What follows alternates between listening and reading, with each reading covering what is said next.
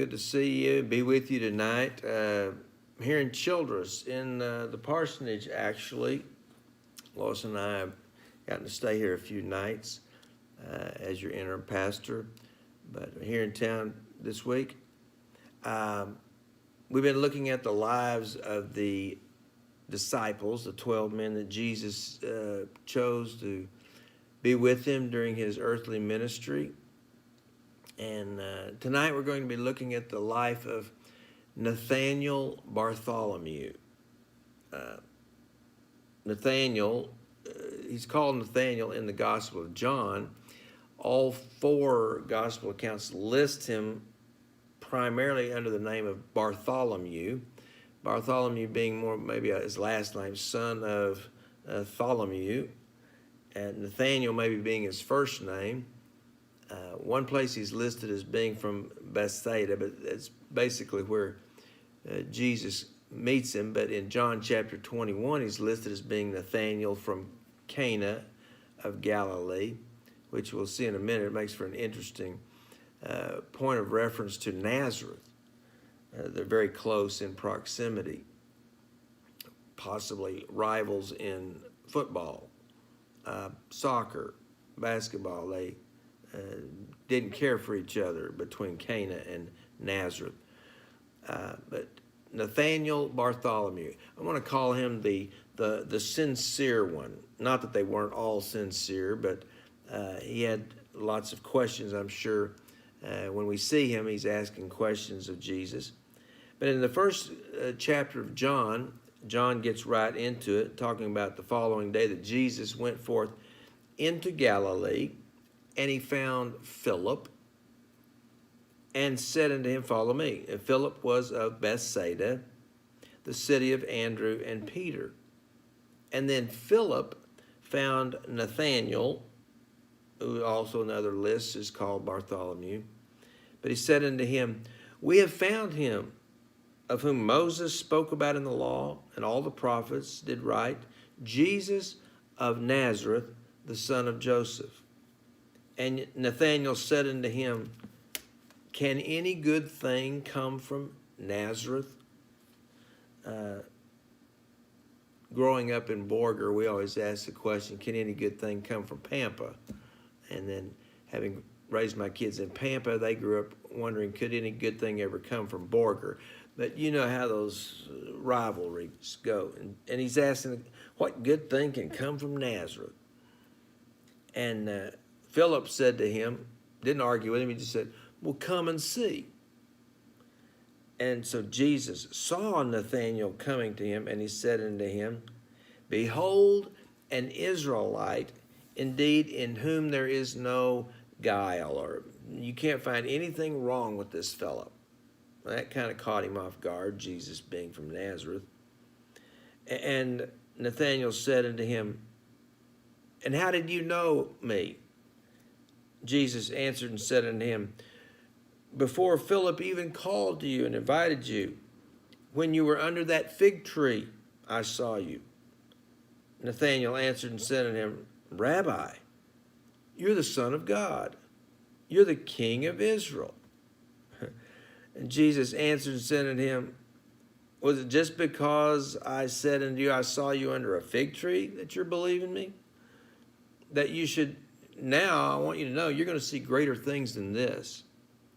And he said unto him, Verily, verily, I say unto you, hereafter you shall see the heavens open and the angels ascending and descending upon the Son of Man.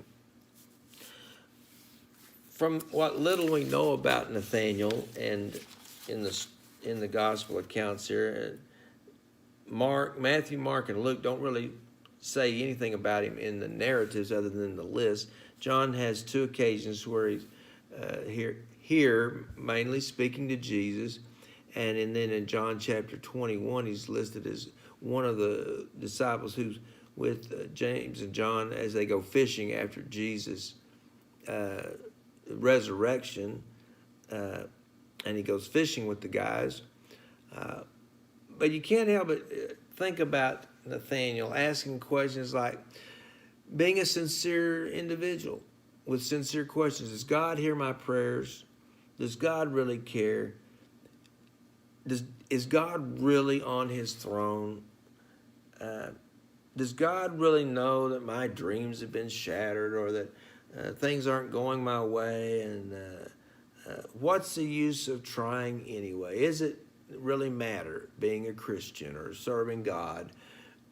Nathaniel, perhaps as a faithful Israelite, had studied the law and the prophets and wondered, is it really pay to be religious, to be faithful to God? And should never feel alone asking these questions. If you haven't asked those questions, you're probably not, well, I'm not going to say. But we've all asked those questions, in all honesty. At some point in our lives, we've questioned either God's sincerity or our own sincerity. And Nathaniel was no different.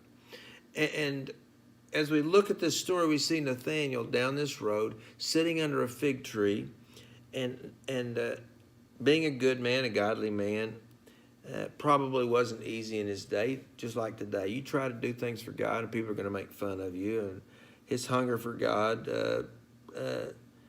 he knew the world belonged to God, and he attempted to be faithful to God. And he's always asking a question, is like all the Jews did then and now, is the Messiah ever going to get here?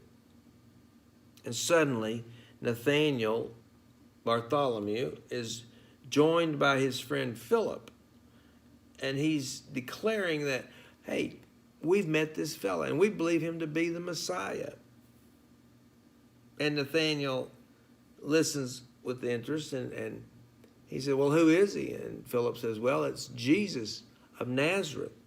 And that's when, no doubt, Nathaniel's face fell a little, and he thought, oh my, what good thing ever came out of Nazareth? And all of us tend to deprecate or put down the things that are common. We expect something to be out of the ordinary. You think about God sending Jesus to be born in a manger in Bethlehem. You can't get any more simple than that or common than that. But confronted with his doubts, Philip just simply, he doesn't argue with him, he just invites him personally to come and meet Jesus, knowing that that'll be enough when he meets Jesus. You know, it's our job. We don't have to defend Jesus. We just have to invite people to come and see. Come and meet him. Jesus can take care of himself, convincing people of who he is. In John chapter 1 here we see Jesus seeing Nathanael coming and said, behold, a man of Israel, and there's no one like him. He's as good as they come, cream of the crop. And Nathanael was no doubt flattered, but he was really astonished that Jesus was able to say, I saw you, even before you came along, I saw you sitting under that fig tree. And that's what grabbed him. He said, nobody knew I was there but God.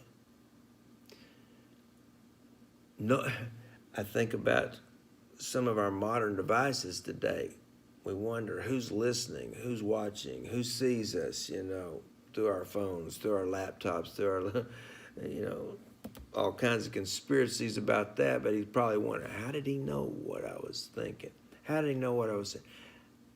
How did he know what I felt? And he was okay with that. He said, if you knew where I was and who I am and what I was thinking, you must be the Son of God. And Jesus just simply said, that convinced you just because I knew you were under a fig tree a minute ago? And he said, boy, are you in for a surprise. You're going to see greater things than this for sure. But he exclaimed, well, you are the Son of God, the King of Israel. And so he could have possibly been wondering, what did Jesus really hear from me? Or what prayer did Jesus hear at all? And I'm sure there was probably that prayer, does God really care if I knock myself out for him? maybe my friend's been making fun of me for being a Christian. Does God really care about my godly life, my godly living? Sometimes it gets lonely serving God and going against the grain of society. But the exciting thing that Nathaniel Bartholomew discovered from Jesus here is that God does know what we're doing. He does care. He does know what we're thinking. And so Nathaniel was excited to know that. And it also answered for him this question: is worship really worth anything? Sometimes we think, what am I really getting out of this? What am I, in worship, as an aside, worship is not about you and me. It's not about what we can get out of it. Shouldn't be. It's what can we put into it. Because the object of worship is not us. The object of worship is God. It's He that we're trying to call upon. He is the audience. We're not the audience. And Nathaniel suddenly realized that God, all that time he was spending talking to him, God was listening. God knew what he was doing and thinking, and that he'd been under that tree worshiping a lot. And so he felt like, yes, it's worth it. There's times when we're tempted to ask the question, is it really worth going to church? Is it worth spending time there? I can probably get just as much enjoyment in life going fishing or hunting or any number of things on the golf course. Until I feel right about it, I'm not even going to go. I'm not even going to bother. But I believe Nathaniel was faithful in worshiping God there under that tree, and Jesus rewarded it, called him to be one of his, and invited him personally to follow him, and Nathaniel did that. Nathaniel realized that only God could have known his heart like Jesus did, and that convinced him. And so he declared that, you are the King, the Son of God. And God knows about his faithfulness. He knows about our faithfulness. Many times our lives, they do go stale, and we have our doubts, and we wonder about our attachment to the group and to church, even to God himself. But it's good to know that Jesus knows us. He cares about us. And to Christians who are wondering if God ever notices their devotion, of course, the answer is yes. And to the unsaved people who wonder if God ever notices or cares about them, the answer is still yes. God does love us. He cares for us. If you'd have been the only person that ever needed saving, Jesus would have died just for you. We don't know a lot about Nathaniel and what happened. The church historian Eusebius reports that Pantanaeus, in the 3rd century, came across some people in India who had a knowledge about Jesus Christ. And he tells that they showed, these people in India showed Pantanaeus a copy of the Gospel of Matthew in Hebrew that they maintained had been given to them by a man by the name of Bartholomew when he came there to preach. And it's interesting, but the name India that Eusebius and Pantanaeus used was often used by writers in early church history to refer to Ethiopia or Arabia, not India as we know it. So it wasn't as far away as we think, but other traditions claim that Bartholomew evangelized with Philip and Thomas, and then died a martyr's death. But however he went out, we know how he came in, and that was being a faithful, religious man who God honored his devotion and his worship and his private prayer time, if you will. And so my prayer is that we might be a little bit more like Nathaniel Bartholomew, sincere in our faith. You got questions for Jesus? Go to him honestly, and he'll answer them. A lot of people have a problem with Jesus of Nazareth, of all people.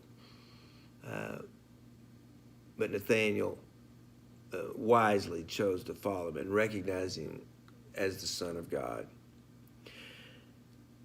My prayer is we might all do that.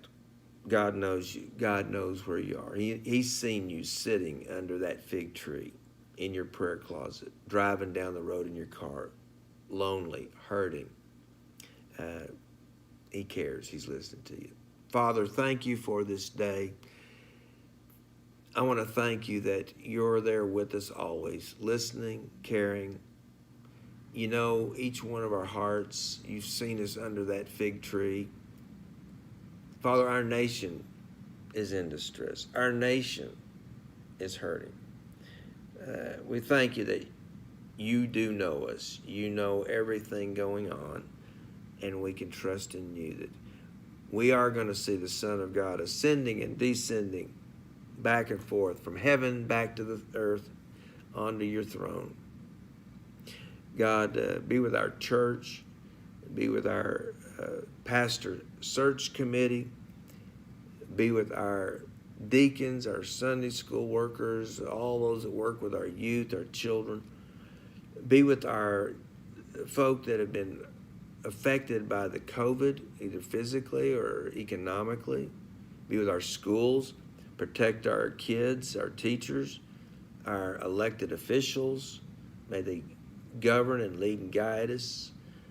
Be with this, again, with the pandemic. I pray that this vaccine might be useful in the eradication of this disease. God, but most of all, we thank you that you are the great physician. You love us. You care for us. You see us. In Jesus' name, amen. God bless you and have a good weekend. We hope to see you this Sunday. It is Valentine's Day, and